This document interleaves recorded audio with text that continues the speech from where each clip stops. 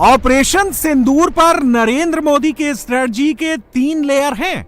राष्ट्रवाद की पिच पर ऑपोजिशन, मेनली कांग्रेस को एक्सपोज करना, पाकिस्तान के खिलाफ सेना और सरकार का स्ट्रॉन्ग रिस्पॉन्स जनता तक पहुंचाना और आतंक के मुद्दे पर पूरी दुनिया को कड़ा संदेश देना। आपको पूर्णमासी तब समझ में आएगी जब आप अमावस्या के दिनों को जानेंगे। वो हमारे को गोलियों से भूनते रहे और हम बिरयानी खिलाने चले रहे। यानी आप अपीजमेंट में मिठाई पे मिठाई खिलाते चले गए और वहां से बम और गोलियां चलती रही। 32 घंटे का यह मैराथन मैच आगे बहुत कुछ डिसाइड करने वाला है, इसलिए राहुल गांधी एंड टीम के स्ट्रेटजी को भी समझना जरूरी है।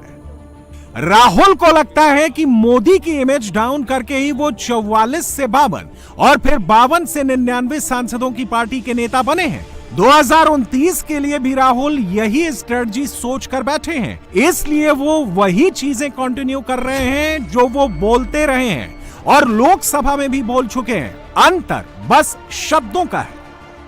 Prime Minister has not said that Trump is lying. It's obvious what has happened. सबको मालूम है, बोल नहीं पा रहे। That is the reality. सच्चाई है ना। अगर पीएम ने बोल दिया तो फिर वो खुल के बोलेगा और वो पूरी सच्चाई रख देगा, तो इसलिए नहीं बोल पा रहे। और सर बार बार ट्रम्प जो है इस बात को कहते हैं, तो आपको लगता है कि हमारा जो स्टैंड है कहीं ना कहीं हल्का पड़ रहा है भारत का? नहीं, अभी क्या होगा, अभी वो कह रहा है। वो कह क्यों रहा है? क्योंकि वो अपनी ट्रेड डील चाहता है, तो वहां पे दबाएगा इनको। आप देखना कैसी ट्रेड डील बनती है।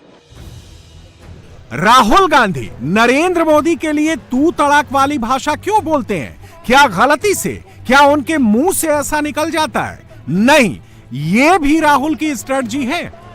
प्रधानमंत्री के नेता प्रतिपक्ष की जुबान एक बार फिसल सकती है, बार बार नहीं, लेकिन राहुल तो रोज रोज यही भाषा बोलते हैं। उन्होंने लोकसभा में भी यही बोला और बाहर भी यही बोल रहे हैं। राहुल गांधी पॉलिटिक्स गेम में नरेंद्र मोदी के ऊपर बाउंसर पर बाउंसर फेंकते हैं। इस बॉलिंग अटैक में दूसरे छोर से प्रियंका गांधी वाड्रा उनका साथ देती हैं। जिन शब्दों से प्रधानमंत्री जी और विदेश मंत्री जी ने कहा है, उन शब्दों को आप अगर ध्यान से सुने तो एक गोलमोल शब्द है। डायरेक्टली कहें, राहुल जी ने कल भी कहा, डायरेक्टली कहें कि अमेरिका के जो राष्ट्रपति हैं वो झूठ बोल रहे हैं, कहें सदन में। कांग्रेस अध्यक्ष मल्लिकार्जुन खड़गे की पिच अलग है, राज्यसभा का उनका चेस बोर्ड अलग है, लेकिन स्ट्रेटजी वही है जो राहुल गांधी तय करते हैं। राहुल ने कहा ट्रंप, तो खड़गे भी बोलते हैं ट्रंप। राहुल कहते हैं मोदी झूठा, तो खड़गे भी बोलते हैं मोदी झूठा। कांग्रेस के भाग्य से अमेरिका में छीका टूटा और ट्रंप ने 30वीं बार अपना बयान रिपीट कर दिया। खड़गे ने इसे फौरन लपक लिया। अरे मैं कल ही कहा था आपको, मेरे भाषण समाप्त होने तक 30 दफा हो जाएगा। तो वो बोलते रहा, इनमें हिम्मत नहीं है कि वो झूठ बोल रहा है और हम इसको सहन नहीं करेंगे। We don't tolerate such nonsense. बोलने की हिम्मत इनमें नहीं है। दाल में कुछ काला है, कुछ कमजोरियां हैं, इसीलिए ये लोग बोलते नहीं। और हमारी पॉलिसी ये रही कि जब हमारी पॉलिसी ये है, कोई थर्ड पर्सन हमारे बीच में निगोशिएशन करने के लिए हमने कभी माना नहीं और आज भी हम नहीं मानते।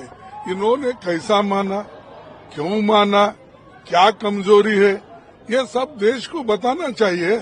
2 घंटे भाषण में कभी ट्रंप का नाम लेके उन्होंने बोला? अखिलेश यादव राहुल गांधी की तरह अभी से 29 नहीं सोच रहे हैं। अखिलेश अभी 27 की सोच रहे हैं। अखिलेश वही चीजें बोल रहे हैं जो उनके वोटर की समझ में आए, इसलिए अखिलेश ने चीन और पाकिस्तान को चुना। चीन और पाकिस्तान को लेकर पब्लिक सेंटिमेंट क्या है, ये अखिलेश को भी मालूम है। दूसरी बात यह कि चीन और पाकिस्तान के बारे में बोलने से पॉलिटिकल रिस्क भी नहीं होता, इसलिए अखिलेश वही बोलते हैं। देखिए, अगर भारत सरकार को असली दुश्मन न दिखाई देता हो, जहां लगातार ये बात कही जाती है कि जितना भी टेररिज्म है या टेररिस्ट आते हैं पाकिस्तान से आते हैं, लेकिन पाकिस्तान के पीछे कौन खड़ा है? चीन खड़ा है। आखिरकार ये जो युद्ध हुआ, क्या जब भी कभी होगा अटैक तो हमें इसी परिस्थितियों से गुजरना पड़ेगा? तो ये बड़े सवाल हैं जिसका जवाब सरकार को देना चाहिए। कारोबार से आप भाग नहीं सकते हैं, कारोबार साथ चलेगा। इसलिए मैंने कहा कि चीन हमारी ज़मीन भी छीन रहा है, चीन हमारा कारोबार भी छीन रहा है।